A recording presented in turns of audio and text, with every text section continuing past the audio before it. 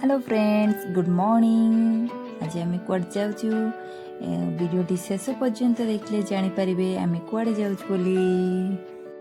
सुजाति कोडी जाऊँ तू एबे ए को सीएम ट्रॉफी खो खो खेलिबु की आज ऑफिशियल खेलेबा को ओहो ऑफिशियल है क्या तो निजु का आसे पिला को खेले शिखिबी नले हो गण मोड शिखिबो से तो जहाँ देखा गला सर आपण कौन पे आछ सेम कपर फुटबॉल मैच चलची आपण फुटबॉल ऑफिशियल नहीं हम तो खो हां आउ हाय कहि दिन हाय ऐसी हमें इंडोर स्टेडियम रे पहुंच सालुनु। एबे इनाग्रेशन प्रोग्राम आरंभ हो जिवो जहाँ सीएम ट्रॉफी अंत क्लब अंत जिला खो खो चैंपियनशिप 2026 टूर्नामेंट होउची जहाँ को इनाग्रेशन करचंती डीओसो अजय सर मोर सान भाई सुन्ना एवं समस्त ऑफिशियल एवं पिला मानो को मोर धन्यवाद दे वक्तव्य शेष करछि। जय हिंद नमस्कार।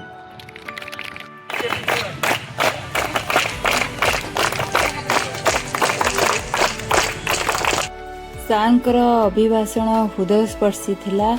एबे इनाग्रेशन प्रोग्राम सरी जाइछि। इनाग्रेशन परे परे फास्ट मैच आरंभ हो जाइछि जहाँ दुई टीम सहित सब ऑफिशियल मानक सहित सार आसिक हाथ मिसाई ऑर्गेनाइज कमिटी आ ऑफिशियल सहित पिला सहित फोटो मध्य उठाई अति आनंददायक मुहूर्त थिला सेटा। तापर नेक्स्ट गेम आरंभ हो जाइथिला।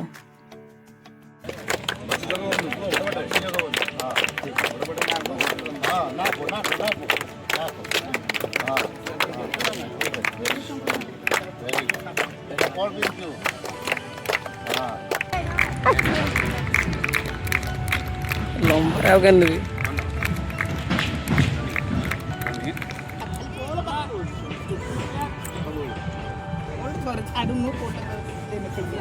तू आराम से खेला आउट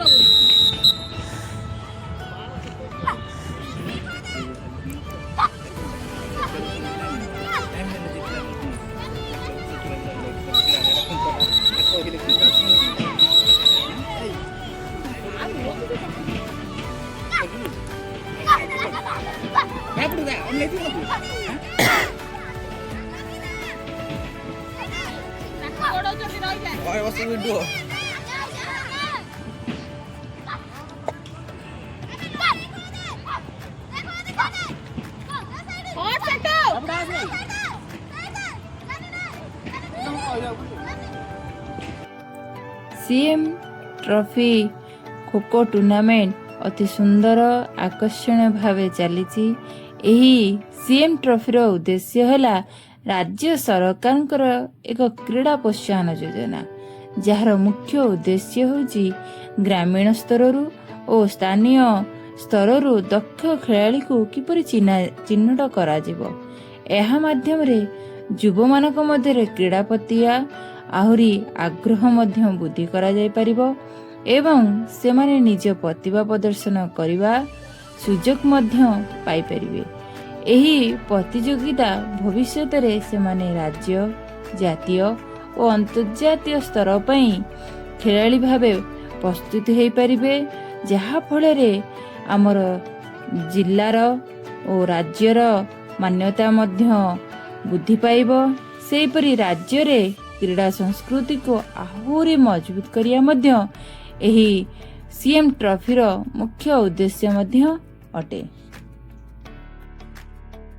सांग माने CM trophy kho kho tournament 2 दिन होइतला बहुत भलरे सरी जाइछि। सेति पई धन्यवाद देबी कटक रो खो खो सेक्रेटरी सुनाकर सर रवि सर को।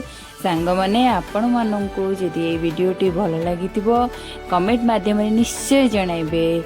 वीडियोटी शेष पर्यंत देखिथिबारु अशेष धन्यवाद रहउची। जय जगन्नाथ सांग माने बाय बाय।